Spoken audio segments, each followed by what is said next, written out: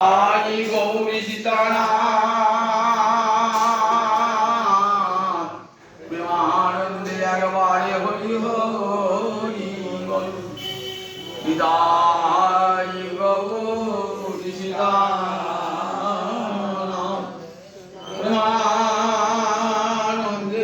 अगवारे हरि हरि बोल विदाई गौरी सीतानाथ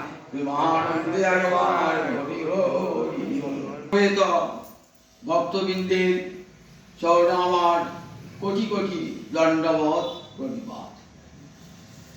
শ্রীমদ্ ভাগবতের একাদশ স্কন্ধে অবধূত সংবাদ। অবধূত যদু মহারাজকে বলেছেন, ভজন পথে চলতে চলতে আমি যার কাছে কিছু শিক্ষা পেয়েছি আমি সেটি গ্রহণ করেছি, যা আমার কৃষ্ণ ভজনের পক্ষে সহায়ক, এবং যার কাছে আমি ভজন শিক্ষা পেয়েছি তাকেই আমি গুরু পদে বরণ করেছি।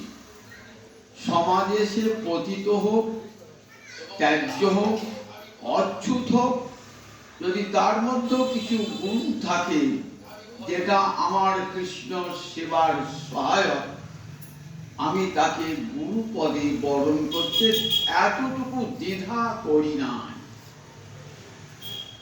শুধু মানুষ কেন, মনুষ্যেতর প্রাণী যারা, আমি তাদেরকেও গুরু বলে স্বীকার করেছি। তাদের জীবনযাত্রার মধ্যে আমি যে শিক্ষাটা পেয়েছি সেই শিক্ষাটা যদি আমার কৃষ্ণ সেবার সহায়ক হয় তাহলে আমি তাকে সে মনুষ্যতর প্রাণী হলো, আমি তাকে গুরু পদে বরণ করেছি। এমনি করে ভজন পথে চলতে চলতে আমি 24 জন গুরুর সান্নিধ্য লাভ করেছি। এই 24 জন গুরু পদ একটা দেহ কথা বলেছেন, একটা গুরু কথা বলেছেন, দেহ নিজের দেহকে গুরু বলেছেন। যাই হোক, বিদেহ নগরে পুরা আসি পিঙ্গলা নাম বেশ্যা। স্বাভাবিকভাবেই বারবণিতার নাম শুনলে আমাদের অন্তর একটা ঘৃণার উদ্রেক হয়। যে রমণী নিজের দেহ বিক্রয় করে অর্থ উপার্জন করে সে তো সমাজে অতি নগণ্যা, তার কথা গুরুপদে তো তাকে সামান্য দাসী রূপ গ্রহণ করতে কেউ রাজি হয় না, আর তাকে অবধূত গুরু পদে বরণ করেছে। পিঙ্গলার উঠানে অবধূত একটা রাত্রি কাটিয়েছিলেন। দেখলেন যে পিঙ্গলা সুন্দর সাজ পোশাক করে তার গৃহের দরজায় দাঁড়িয়ে আছে। উদ্দেশ্য কোন ধনবান যুবককে তার শিকারে পরিণত করা। এমনি করে একবার নির্গচ্ছন্তি আর একবার প্রবিশন্তি, নিশিথং সমপদ্যত। একবার দরজা থেকে বেরিয়ে আসে, আবার বাড়িতে প্রবেশ করছে। একবার নির্গচ্ছন্তি, প্রবিশন্তি, নিশিথং সমপদ্যত। অনেক রাত্রি হয়ে গেল, নিশীথ মানে গভীর রাত্রি হয়ে গেল, সন্ধ্যা থেকে দাঁড়িয়ে আছে, কিন্তু মনের মতো মানুষ সে পেল না। তখন তার অন্তর একটা নির্বেদ দেখা দিল। নির্বেদ মানে বৈরাগ্য দেখা দিল। অন্তরে বৈরাগ্য দেখা দিয়েছে। সব লক্ষ্য করছে অবধূত লক্ষ্য করছে। এতক্ষণ সেজে গুজে কত তার আকর্ষণ, গভীর রাত্রে যখন কাউকে কোনো পুরুষকে সে শিকার বানাতে পারল না, তখন সে তার কেমন অবস্থায় তার তখন নির্বেদ এসে উপস্থিত হয়েছে। তখন পিঙ্গল একটা গান গেয়েছিল, সুখদেব সেই পিঙ্গলার গীত আমাদের কাছে তুলে ধরেছেন। কতখানি মনের বেদনা নিয়ে এবং নিজের ভুলটা স্বীকার করে, জীবনে স্বীকার করে কেমন করে দেখুন আবার ভজনের পথে অগ্রসর হল। মানুষ জীবনে ভুল করতেই পারে, আমরাও অনেক ভুল করে ফেলি, কিন্তু সেই ভুল থেকে যদি শিক্ষাটা গ্রহণ করি, পূর্ব কর্মের যদি অনুশোচনা করি, তাহলে অনুশোচনার ফলে কি হয়, সে পাপ ধ্বংস হয়ে যায়। শাস্ত্রে বলেছেন অনুতাপ একটা আগুন। আগুন কি করে? আগুন দেখবেন অপবিত্র বস্তুকে পবিত্র করে দেয়। যাদের কাছে গঙ্গা নাই, কোন বাসন কোসন অপবিত্র হয়ে গেছে,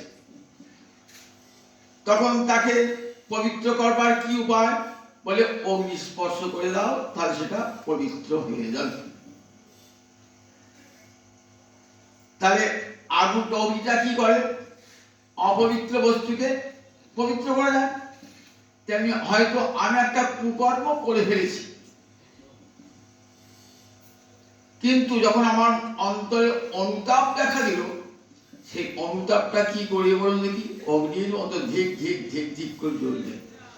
আমার অন্তরে এই যে পাপ বাসনা, তাকে সম্পূর্ণরূপে ধ্বংস করে দেবে। দেখবে অনেক পাপী তাপীর জীবনেও কিন্তু এইরকম পরিবর্তন এসে গেছে। আপনারা জানেন বিল্বমঙ্গল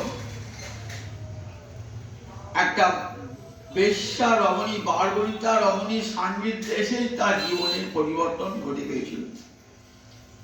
সে বারবণিতা হলো, সে কথাটি যা বলেছিল না, সেটা ভজন পথে তাকে এগিয়ে দেওয়ার কথা। আমার রক্ত মাংসের রূপটা দেখে তোমার এত আকর্ষণ, যদি এই আকর্ষণ তোমার গোবিন্দে থাকতো, তাহলে তোমার জীবন ধন্য হয়ে যেত। এই একটা কথাই তার জীবনে এমন পরিবর্তন এনে দিল। বিল্বমঙ্গলের মনের মধ্যে ধিক্কার এলো। কি করেছে? সারাটা জীবন ধরে একটা রক্ত মাংসের মানবীর জন্য আমি ব্রাহ্মণের সন্তান হয়ে, শাস্ত্র জ্ঞান যুক্ত হয়েও আমি এত বড় অপরাধ কুকর্ম করেছি। তখন তার মনে অনুতাপ এসেছে। সেই অনুতাপের আগুনে দগ্ধ হতে হতে বিল্বমঙ্গল পরম সাধক হয়ে গেছে। পরম সাধক হয়ে গেছে বিল্বমঙ্গল। অনুতাপে আগুনে তার সব পাপ ধ্বংস হয়ে গিয়েছে। আপনারা জানেন হরিদাস ঠাকুরকে যে ছলনা করতেছে যে রমণীটি লক্ষ্যহীরা, সেও তেমন পার্টিও ছিল রমণী। হরিদাসকে তার চরিত্রকে হনন করবার জন্য, তাকে ভজন পথ থেকে চ্যুত করবার জন্য কত প্রকার উপায় সে অবলম্বন করেছে, কিন্তু শেষ পর্যন্ত সে পরাজয় স্বীকার করেছে এবং হরিদাসের চরণে আত্ম উৎসর্গ করেছে।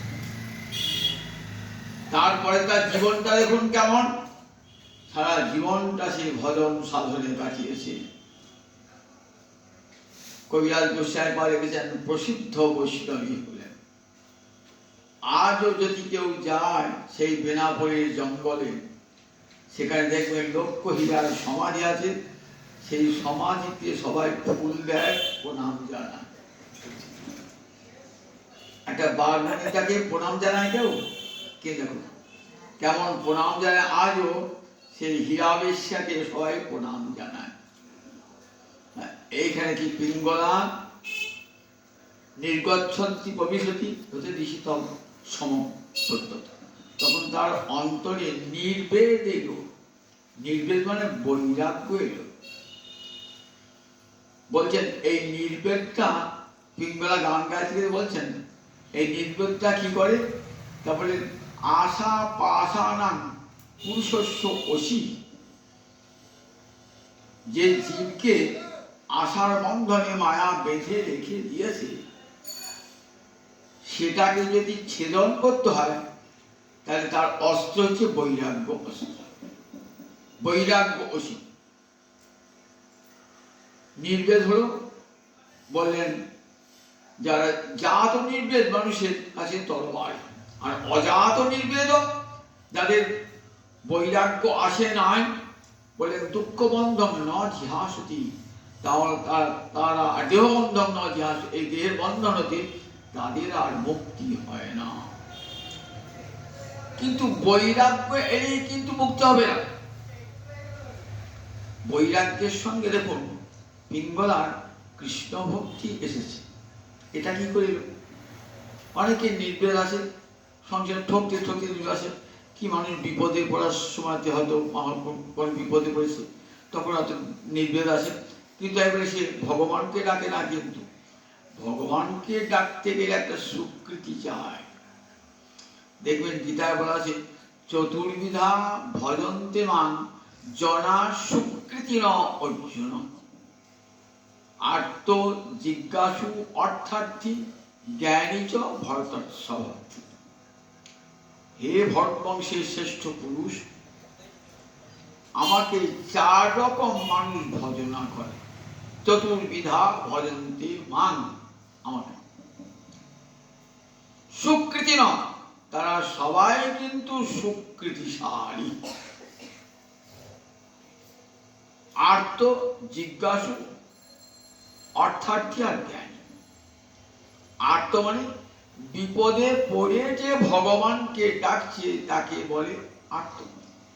এই আর্ত আমরা দেখতে পাই দ্রৌপদী যখন কৌরব সভায় তাকে বসনহীনা করবার চেষ্টা করছে দুঃশাসন দুর্যোধন, কেউ তার সহায় নাই, তখন ভগবান যিনি অসহায়ের সহায়, যিনি দুর্বলের বল, তাকে ডাকছেন 2টি হাত দিয়ে, হে গোবিন্দ তুমি কৃপা, হে গোপীজন বল হও, কৃপা করে লজ্জার হাত থেকে আমাকে রক্ষা করো।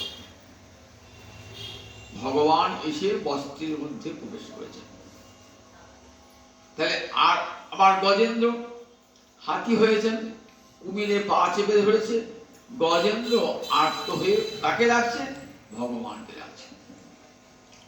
আমরা সেই বিপদে পড়ি, বিপদে কিন্তু ভগবানকে ডাকি না, কি করে ভাবে? আত্মীয় স্বজনকে ডাকি, নিকটস্থ লোককে ডাকি, বা কোনো প্রভাবশালী ব্যক্তিকে ডাকি, আমার বিপদ থেকে উদ্ধার করে দাও বলে। ভগবানকে চট করে ডাকি না। তাহলে দেখুন ভগবানকে ডাকাটার জন্য স্বীকৃতি দরকার হয়। ওই ভগবানের কথা মনে পড়ে সে সময় আমি বিপদে পড়েছি, আমি কাউকে ডাকতে যাব না, কেউ আমার স্বজন আত্মীয় স্বজন কাউকে ডাকবো না, আমি বসে থাকলাম, আমি গোবিন্দকে স্মরণ করব, যদি বিপদ থেকে তিনি উদ্ধার করতে হয় করবেন, নইলে করবেন না। এরকম বিশ্বাসে আমরা বসে থাকি না। পাড়ায় প্রতিবেশী গো ছুটে শিখো, ওকে ছুটে শিখো, মুখে শিখো, তোমাকে ছুটে বেড়াচ্ছি, কিন্তু ভগবানকে ডাকি না। বলছি ভগবানকে ডাকতে গেলে স্বীকৃতি চায়। যদি পূর্বজন্মের স্বীকৃতি মানে ভক্তির সংস্কার মহৎ কৃপা যদি থাকে, তবে আপনি কি বলবেন? আমি কাউকেই ডাকবো না, আমি ডাকার মাত্র একমাত্র ভগবানকেই ডাকবো, গোবিন্দকেই ডাকবো, যিনি আমার ডাক শুনবেন। বারবার ডাকবো। সংসারের হট্টগোলে যদি শুনতে না পান কথা, সেখানে একবার কেন 1000 বার ডাকবো। মেলায় গিয়ে কত লোক হইচই, তো ছেলে হারিয়েছে, একবার ডাকে সারা পাওয়া যায়? বারবার ডাকতে হয় যাতে ছেলের কানে কথাটা যায়। ভগবানকে ডাকতে হবে। সংসারে হট্টগোল, বউ ছেলে গন্ডগোল, হট্টগোল, শুদ্ধ হবে কি গোবিন্দ? গোবিন্দ বারবার ডাকতে হবে, তবে যে তার কানে পৌঁছায়। তাই স্বীকৃতি থাকে তবে ডাকবেন তো ভগবানকে, যে স্বীকৃতি না থাকবেন না। স্বীকৃতি মানে মহৎ কৃপা। মহৎ কৃপা থাকলে তবেই ভগবানকে মনে পড়বে।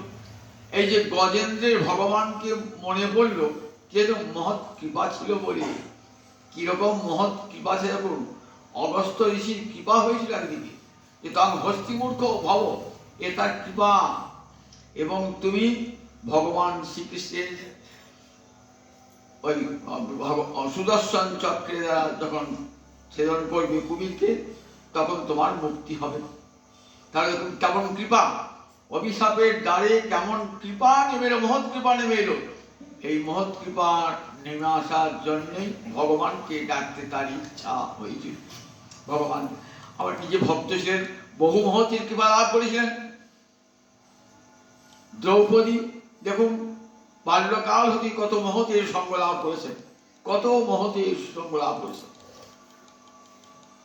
হস্তিনাপুরের রাজ পরিবারে কত মহৎ এসেছেন, তাদের চরণ ধুলি বাঁধায় নিয়েছেন। তাই দ্রৌপদীর অন্তরে কৃষ্ণ ছাড়া আর কারো কথা মনে পড়ে না। পাণ্ডবদের সেবা করেছেন, পাণ্ডবরা তো গোবিন্দের একান্ত প্রিয়জন। যুধিষ্ঠিরের সেবা করেছেন, অর্জুনের সেবা করেছেন, ফলে মহৎ কৃপা লাভ হয়ে গেছে।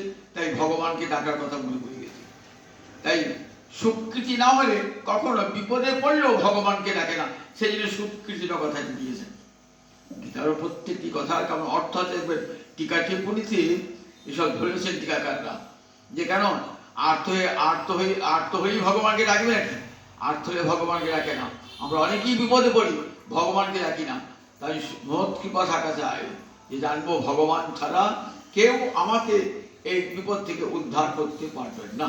আমি গোবিন্দকেই ডাকি বিপদে পড়ি, তখনই ভগবান এসে ডাকা দেবেন।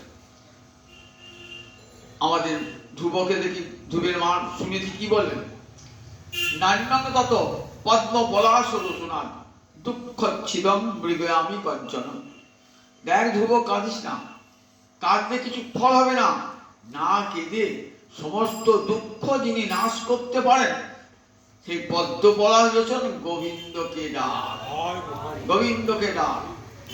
ঠিক আছে, কেমন মায়ের স্বীকৃতি লাভ হয়ে গেল। আর কাউকে ইচ্ছা করে তিনি তো বড় অস্ত্র শিক্ষা করতে পারতেন, অস্ত্রগুরু কাছে যেতে পারতেন, অস্ত্র শিক্ষা করতে পারতেন, ওসব করেন নাই। মা বললেন যাও, মধুবনে গিয়ে সেই ধ্রুব তপস্যা শুরু করলো। তাই মহৎ কৃপা লাভ হয়েছে। তাহলে এখানে পিঙ্গলার কি করে মহৎ কৃপা হলো? বলে পিঙ্গলার মহৎ কৃপা হয়েছে, নারী জাতি তো সভাপতি হৃদয়ে একটা কোমলতা আছে। বাড়িতে একটা সাধু মানুষ এসেছে, তো তাকে একটু জায়গা করে দিয়েছেন, একটু সেবা করেছেন। যতই সে বারবনিতা হোক, যাই হোক না কারো দুশ্চরিত্র হোক, তথাপি তার মনের মধ্যে যা আমি সাধু মানুষ এসেছেন, একটু সেবা সে করেছে। এই সেবাটাকেই ফল মিলে গেছে। দেখেছেন, সামান্য একটু সাধু সেবা, সামান্য একটু সাধু সঙ্গ, সাধু সেবা জীবনে কত বড় পরিবর্তন এনে দেয়। তাই কবিরাজ গোস্বাই পাল বলছেন, সাধু সঙ্গ সর্বশাস্ত্রে কয়, যার এক লব মাত্রে সর্বসিদ্ধি হয়। লব মানে সামান্য ক্ষণ যদি সাধুর সঙ্গ লাভ হয়ে যায়, তাহলে জানবেন আপনার জীবনে একটা বড় পরিবর্তন হয়ে গেল সাধুর সঙ্গ লাভ করা। আচার্য শঙ্কর যিনি শিবের অবতার, কি বললেন, ক্ষণমিহ সজ্জন সঙ্গতি রেখা ভবতী ভবার্ণব তরণে নৌকা। ক্ষণম ইহকালে, ক্ষণমিহ সজ্জন সঙ্গতি, ক্ষণকাল যদি সজ্জনের সঙ্গ লাভ হয়ে যায়, ভবার্ণব তরণে, অর্ণ মানে সমুদ্র, ভব মানে সংসার, এই সংসার সমুদ্র পার হওয়ার নৌকার কাজ করে, নৌকার কাজ করে। তা ওই যে ওই দত্তাত্রেয় ঋষিকে সেবা করেছিলেন, ক্ষণকাল সেবা করেছিলেন, সেই ক্ষণকাল সেবার ফল পেয়ে গেলেন ওই পিঙ্গলা। পিঙ্গলার অন্তরে অনুতাপ এলো, বলেন ছি ছি, আমি একটা রক্ত মাংসের মানুষের জন্যে আমার নিজের দেহটাকে বিক্রয় করেছি আমি। সন্তম সমীপে রমণম সুখপ্রদম বিত্তপ্রদম, বলে আমার হৃদয়ে রয়েছেন আমার পরম পুরুষ, যিনি আমাকে নিত্য সুখ দান করতে পারবেন, এমন পরম পুরুষোত্তম রয়েছেন। নিত্যম ইমং বিহায়, আমি তাকে ত্যাগ করে একটা রক্ত মাংসের পুরুষকে কামনা করেছি। ছি ছি ছি ছি। এই জগতে যতই সুন্দর পুরুষ হোক আর যতই সুন্দরী রমণী হোক, তার রূপটা কতদিন থাকে? একটা নির্দিষ্ট সময় পর্যন্ত থাকে। যতদিন যৌবন থাকে, যৌবন চলে যায়, জলের মতন যৌবন চলে যায়, তারপরে তার রূপটা কেমন, রূপটা চলে যায়, আর সেই রূপ থাকে না, বিকৃত হয়ে যায়। আবার দেখুন, যদি ভালো করে দেখেন যে এই দেহের উপরে যে চামড়া, এই চামড়াটা খুলে দেখুন ভিতরে কি আছে, খাঁচার মতো হাড় আছে, রক্ত, মাংস, পুঁজ, কৃমি, কীটে ভরা দেহটা। উপরে একটা ভগবান, কারো সাদা চামড়া, কারো কালো চামড়া দিয়ে উপরে এমন খুব সুন্দর করে দিচ্ছেন, কারো সুন্দর লাগছে, কেউ অসুন্দর লাগছে। মিউনিসিপালিটি গাড়িতে ময়লা দেখেছেন তার উপরে যে একটা বেশ মগমলের চাদর ভালো মিশিয়ে দিলেন চারিদিকে, আহা কি সুন্দর, তুমি একবার কত ময়লা কেবিল করছে। আমাদের দেহটা ঠিক সেই রকম দেহ, ঠিক অথচ সেই দেহের জন্য মানুষ পাগল হয়ে যায়। এই দেহটা আমাদের রক্ত মাংস, এটা বিজ্ঞালা বলছেন যে এই যে রক্ত মাংসের দেহটা, যে দেহটা, যে এই দেহের লাবণ্য রূপ কোনো কিছুই থাকে না। আবার যদি ভালো করে বিশ্লেষণ করে দেখি, তাহলে দেহটা কি আছে, রক্ত মাংস পুষ মেদ অস্থি কৃমি কীটে ভরা একটা খাঁচার মধ্যে ভরা। সেই দেহটা যিনি আর গোবিন্দ, যিনি লক্ষ্মী যার সঙ্গে রমণ করছেন, সেই গোবিন্দ সে কেমন না, ঘিয়ের পুতুল, যেমন উপরটাও ঘি ভিতরটাও ঘি, তেমনি চিদানন্দময় পুরুষ, সচ্চানন্দময় পুরুষ, তার কোনোটাই কিন্তু জড় নয়। আমার দেহটা আগুনে পুড়ে ছাই হয়ে যাবে, গোবিন্দের দেহটা আগুনে হবে না, গৌর হরির দেহটা হবে না। কিন্তু চিন্ময় দেহ মানুষ রূপে এসেছেন বলি মানুষ ভাববেন না, মানুষ রূপে এসেছেন বটে, কিন্তু মানুষ নন। মানুষ রূপে না এলে মানুষের সঙ্গে লীলাটা হবে কেমন করে? যদি চার হাত ধরে আসেন ভগবান, যদি শঙ্খ চক্র গদা পদ্ম নিয়ে আসেন ভগবান, যদি অষ্টভুজ দশভুজে আসেন, আপনি তার সঙ্গে মিশতে পারবেন? পারবেন না। ঠিক আমার মতন দুটি হাত পা, আমার মতন সব পিতা মাতা নিয়ে এসেছেন জগতে লীলা করবেন বলি, আমার মাঝে তার লীলা হবে বলি, সেই জন্য নররূপে তার লীলা।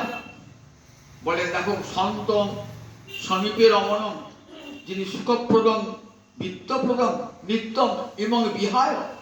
আমি একটা রক্ত মাংসের পুরুষকে ভালোবাসবার জন্য সারাটা জীবন নষ্ট করেছি। আশাহি পরমং দুঃখম নৈরাশ্যং পরমং সুখম। এই আশাই মানুষকে কি করে? আশাই মানুষের বন্ধন সৃষ্টি করে। আশা, ধন্য আশা কুহকিনী, তোমার মায়ায় মুগ্ধ মানবের মন, মুগ্ধ ত্রিভুবন। নবীনচন্দ্র সেনের আশা বলে একটা কবিতা পাঠ্য ছিল আগে। ধন্য আশা কুহকিনী, তোমার মায়ায় মুগ্ধ মানবের মন, মুগ্ধ ত্রিভুবন। আশা এমনই, কেমন মধুসূদন দত্ত, মাইকেল মধুসূদন তার আত্মবিলাপ কবিতাতে বলেছেন, মরীচিকা মরু দেশে নাচে প্রাণ তৃষা কৃষ্ণ। ঠিক আশা আমার কি কেমন করে? ওই মরীচিকা মরু দেশে নাচে প্রাণ তৃষা কৃষ্ণ। মরুভূমিতে গিয়েছেন তো, খুব জল তৃষ্ণা পেয়েছে, বাড়ির পর বাড়ি জল সরোবর দেখতে পাচ্ছেন না, কিন্তু দূর থেকে সূর্যের কিরণ বাড়ির উপর পড়েছে তো চিকচিক করছে, মনে হচ্ছে ওই জল বোধহয়। ছুটে গেলেন, গিয়ে দেখলেন কোথায় সরোবর, সেখানে প্রচুর বাড়ি, আর বাড়ির উপর সূর্যকে পড়েছে।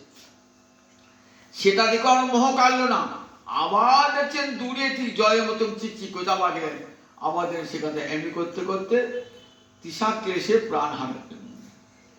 আমরা ঠিক তেমনি আশার পর আশা, একটা ভিখারি, তার কিচ্ছু নাই, বাড়ি নাই, ঘর নাই, টাকা নাই, পয়সা নাই, খেতে পায় না, পথের ধারে ঘুমিয়ে আছে, সেও দেখবেন দুটো পয়সা নিয়ে একটু রেখে দিচ্ছে, বালিশের তলায় রেখে দিচ্ছে, শুয়ে আছে ফুটপাতে, বালিশের তলায় ভিক্ষা করে যেটা হয়েছে কিঞ্চিৎ সে পুঁজি করছে, কারণ তার একটা সুপ্ত আশা আছে, আমিও বাড়ি কিনবো, আমিও ঘর করব, আমার আবার সংসার হবে, কত আশাটা আর মনের মধ্যে দেখা যায়।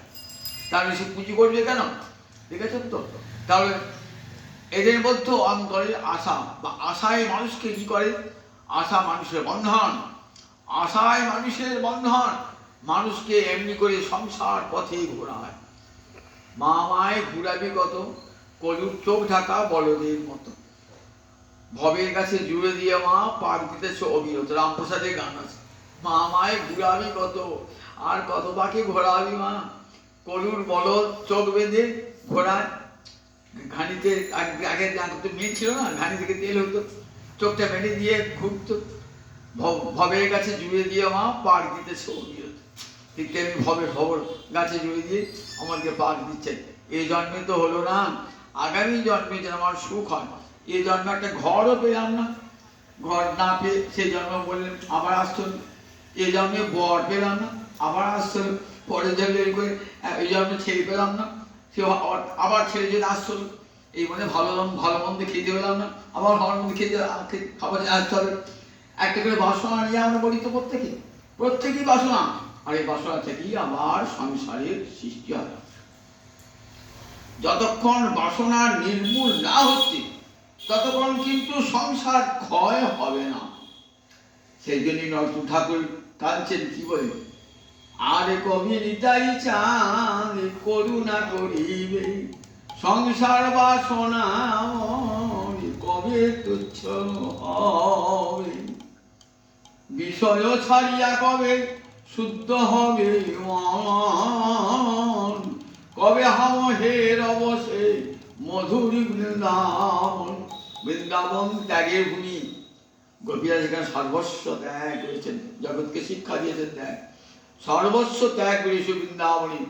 গোবিন্দ চরণে আত্মসমর্পণ করে দাও। যতক্ষণ পর্যন্ত বাসনা থাকবে আবার সংসারে আসবো, ততক্ষণ কিন্তু সংসার ক্ষয় হবে না।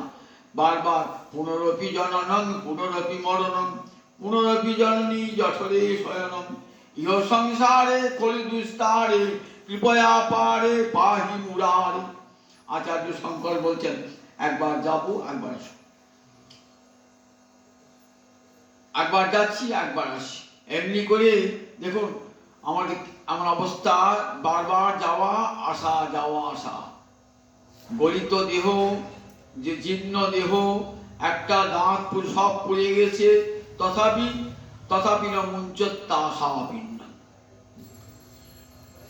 আশাপিণ্ড কিছু আমার পরিত্যাগ করছে না, না এরপরে আসতে পারে, আমার এই দুদিন থাকবে না, আবার সুদিন আসবে। এমনি করে আশা মানুষকে ভবের পথে ঘুরে বেড়াচ্ছে, একটা আশা, কিছুতেই এই আশা ধরে না। এমনি করে আশা বন্ধন বলে আশাহি পরমঙ্গে দুঃখ, এই আশাই জীবকে দুঃখের পথে নিয়ে যায়। এমনি করে জীব দুঃখের পথে চলে, একটার পর একটা আশা তার জীবনে আসে। বুড়ো লাঠি নিয়ে বলছে চলতে পারে না, তবুও আশা পরিত্যাগ করতে পারছে না, অন্তরে আশা পরিত্যাগ করতে পারছে। ততবিন মুঞ্চত্তা আশাপিণ্ড। তাই এতক্ষণে চৈতন্য হলো পিঙ্গলা। আশাহি পরমং দুঃখম নৈরাশ্যং পরমং সুখম। নৈরাশ্যই পরম সুখ। এই জগতে আশা মানুষকে কি করে? বন্ধনগ্রস্ত করে।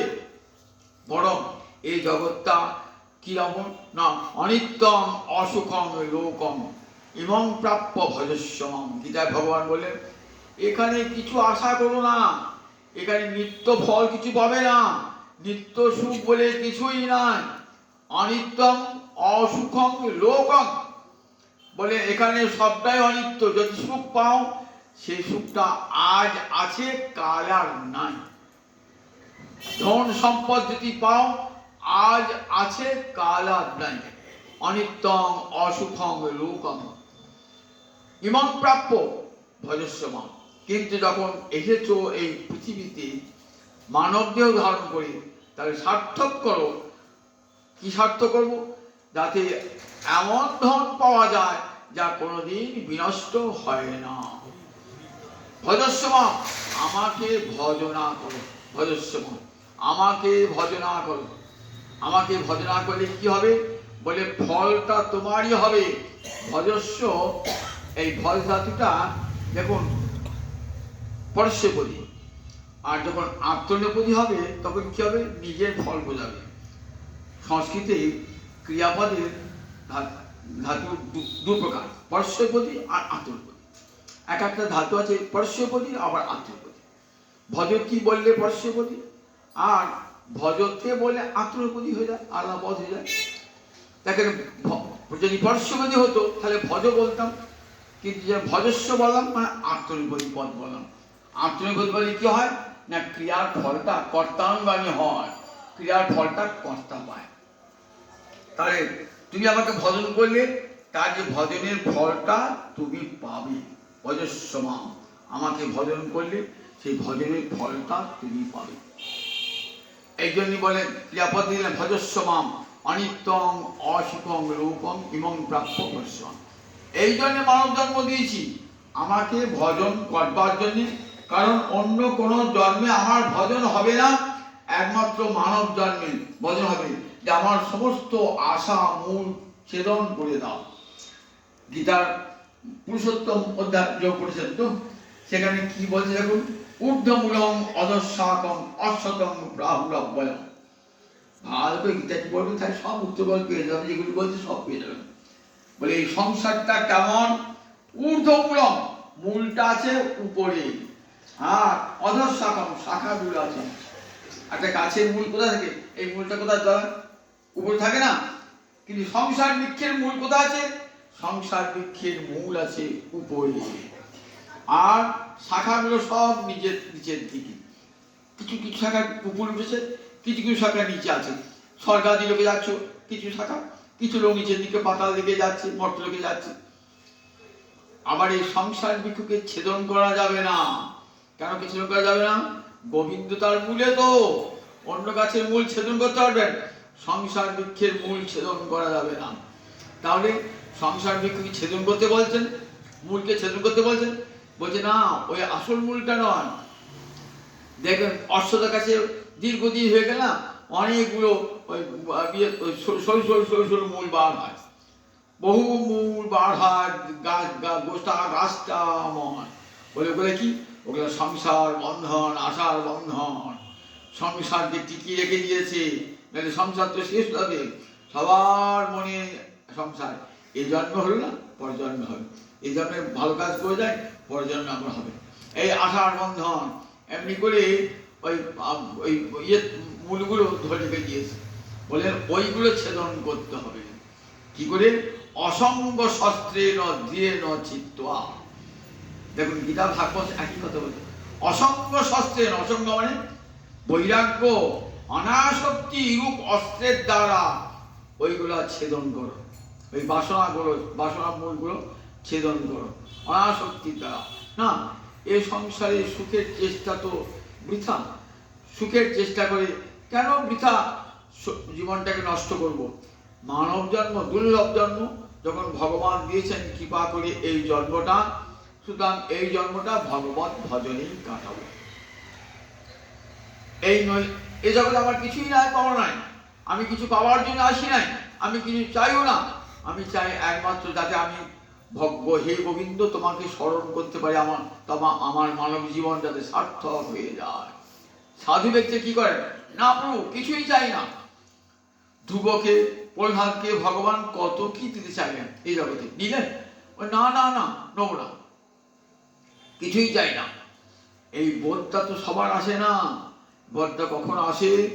বললেন ব্রহ্মাণ্ড ভমিতে ভমিতে কোনো ভাগ্যবান জীব গুরু কৃষ্ণ প্রসাদে পানে ভক্তি লতা বীজ।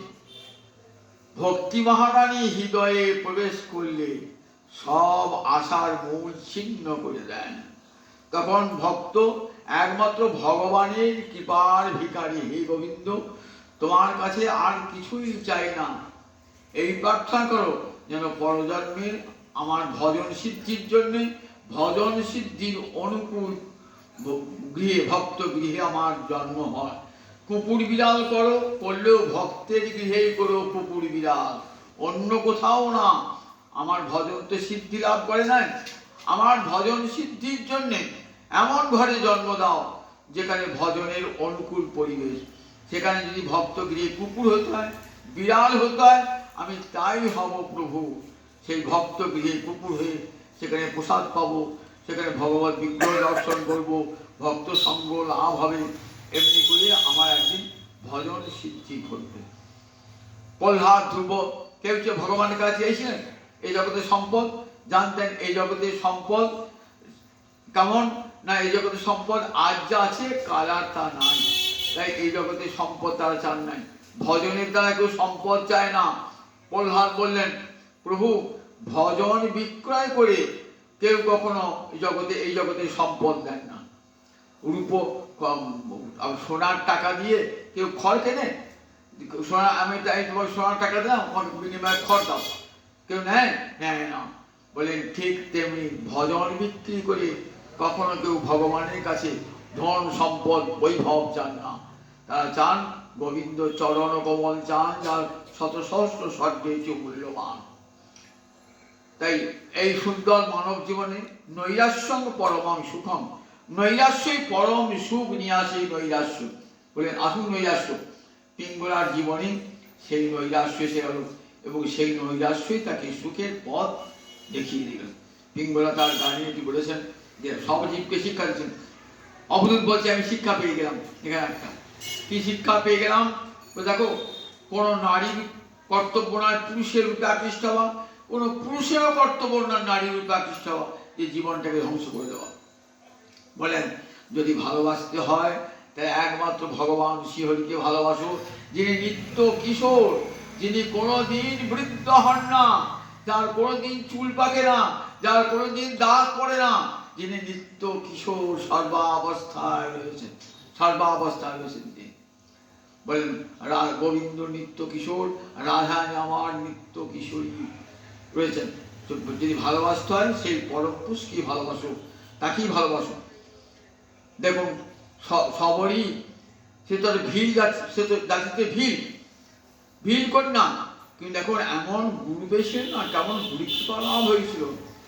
বললেন কানে মন্ত্র দিয়ে, গুরুদেব বললেন মাতঙ্গমণি কানে মন্ত্র দিলেন, মন্ত্র দিয়ে বলে এই বেটি এই রামচন্দ্র তোর সামনে, এই রাম রাম রাম রাম নাম ভজন করি, ঠিক রামচন্দ্রকে দিয়ে দেন। কেমন গুরু কৃপা হলো। গুরু ঘরটি ভালো না হয় না সব গোলমাল হয়ে যায়।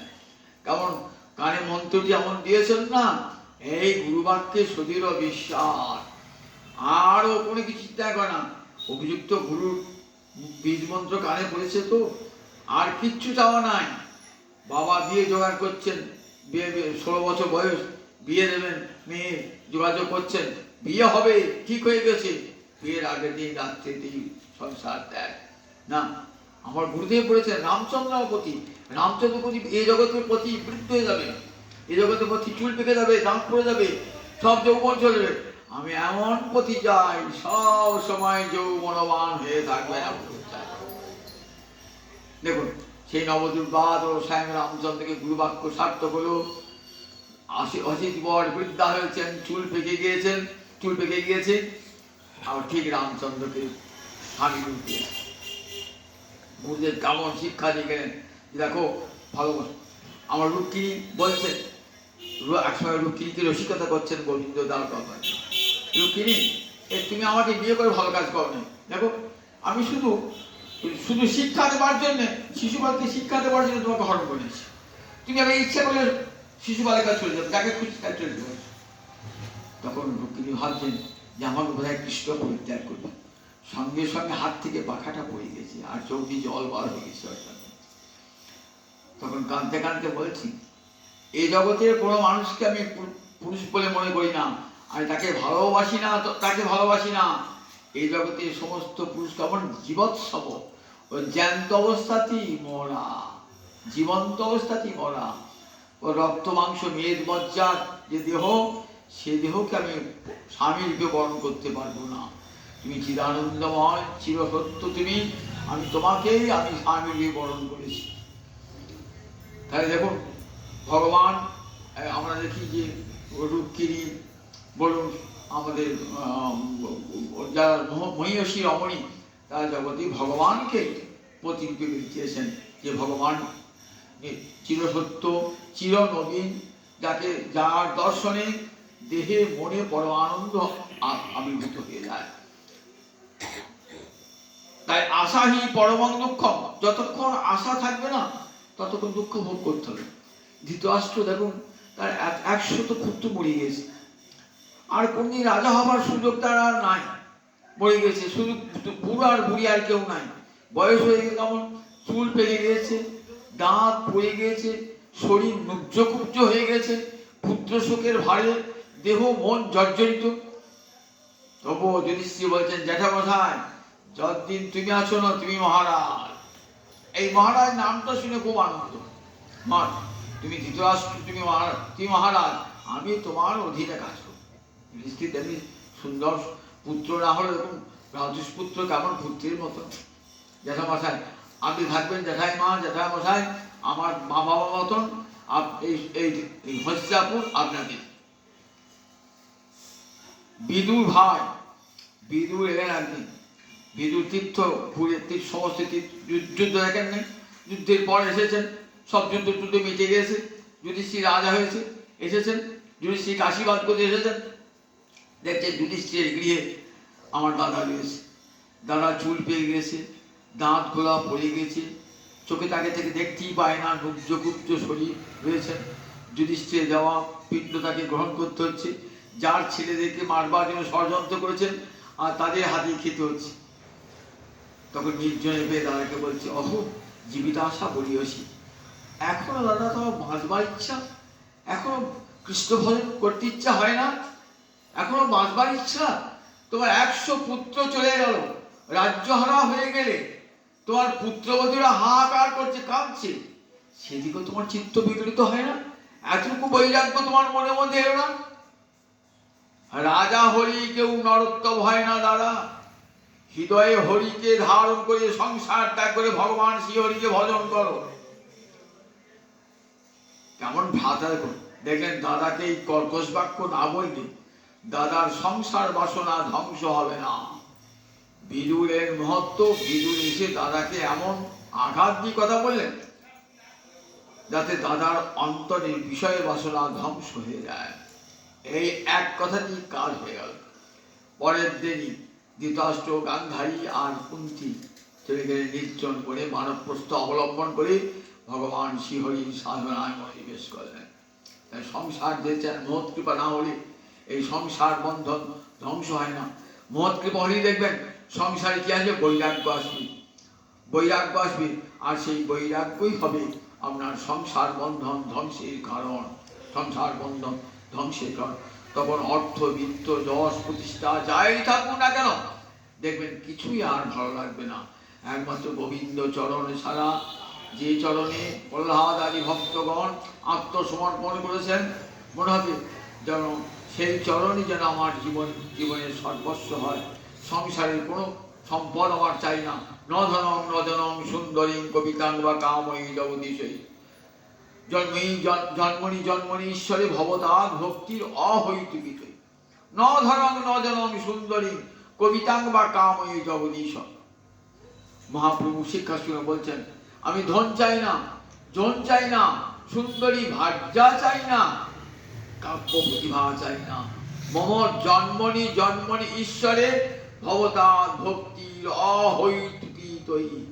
আমার জন্মে জন্মে যেন তোমার শ্রীচরণে অহৈতুকী ভক্তি হয়, সমস্ত বিষয় বাসনা হৃদয় থেকে নির্মূল হয়ে যায়, সমস্ত আশার বন্ধন যেন ছিন্ন হয়ে যায়। তুমি একমাত্র আমার আশা, তুমি আমার একমাত্র ভরসা, তোমার চরণে যেন থেকে নিঃশেষ নিবেদন করতে পারি। জয় নিতাই।